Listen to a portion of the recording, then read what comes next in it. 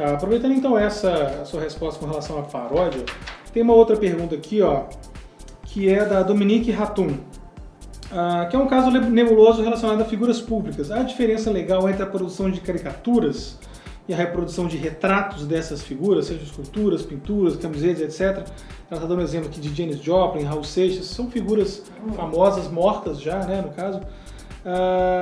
Mas ainda assim, eu ainda acrescento uma outra questão aqui, que seria que, por exemplo, no Brasil, caricaturas de políticos, por exemplo, né, nessa tempestade política que tem acontecido aqui nos últimos meses, muita gente às vezes nos procura, ela quer saber, eu posso fazer uma caricatura dos políticos para poder ironizar essa história, eu posso vender isso de alguma forma? Caricatura não só no âmbito de ilustração, tá? Fazer uma esculturinha de algum personagem do cenário político.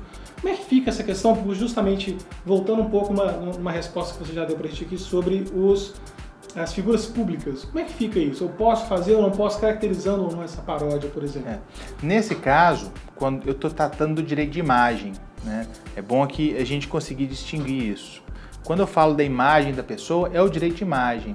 E mesmo que ela já tenha falecido, os seus sucessores, os seus herdeiros, ainda que não sejam os filhos, podem ser os netos, podem ser os bisnetos e assim por diante. Os seus sucessores podem tutelar o direito de imagem, mesmo da pessoa pública falecida. No Carnaval, teve um exemplo interessante, quiseram fazer uma máscara de um político para distribuir no Carnaval. E eu achei curioso porque ele já disse, se for feito eu vou processar pelo uso indevido da minha imagem. E isso acabou não acontecendo. Né? E ele estava correto nesse contexto. Entendi. Agora, é lógico que entra em conflito com a proteção ao direito da imagem a minha liberdade de expressão, a nossa liberdade de informação, a nossa liberdade de fazer críticas, desde que, e aí a gente não pode cruzar a linha, eu não cause um prejuízo à honra e à imagem de um modo geral dessa pessoa. Tá? No caso que ela cita Janis Joplin e outros famosos, certamente o uso da imagem é protegido. E controlado já por alguém. Exatamente. Tá. Ela cita aqui um caso que ela leu na internet, a Dominique, que ela fala que ela leu em algum lugar que passados 98 anos do falecimento de um personagem, ela estaria liberada para apropriação artística. Isso procede? Ela até ainda cita alguns exemplos aqui. Por exemplo, a gente vê muitas obras artesanais de Charles Chaplin e dos acima citados, da Janis Joplin, Raul Seixas, etc. Né? E aí, como que fica isso? Existe essa lei, essa regra que após 98 anos do falecimento ele é liberado para apropriação artística ou não? Na verdade, não. Há uma grande confusão que se faz com relação a essas questões.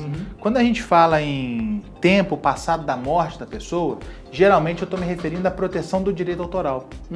O direito autoral, ele vigora por toda a vida do criador, então as minhas criações aqui vão ser protegidas enquanto eu estiver vivo. A partir do dia que eu morrer, a gente vai contar 70 anos depois do 1º de janeiro do ano subsequente à minha morte. Entendi. Então, se eu vou falecer hoje, eu vou chegar a 1º de janeiro e adicionar 70 anos. Durante esse período, os meus herdeiros poderão usufruir da proteção autoral dessas minhas obras. Poderão receber por isso, poderão negociar, vender, alienar, se for o caso. Isso está na lei brasileira. Tá? Na lei americana, e talvez a confusão tenha surgido por aí, os prazos são um pouco diferentes. Na lei americana, eu consigo dilatar esses 70 anos para até 120 anos, quando tem pessoa jurídica no meio, enfim. Mas aí é um outro contexto e não se aplica à nossa realidade aqui.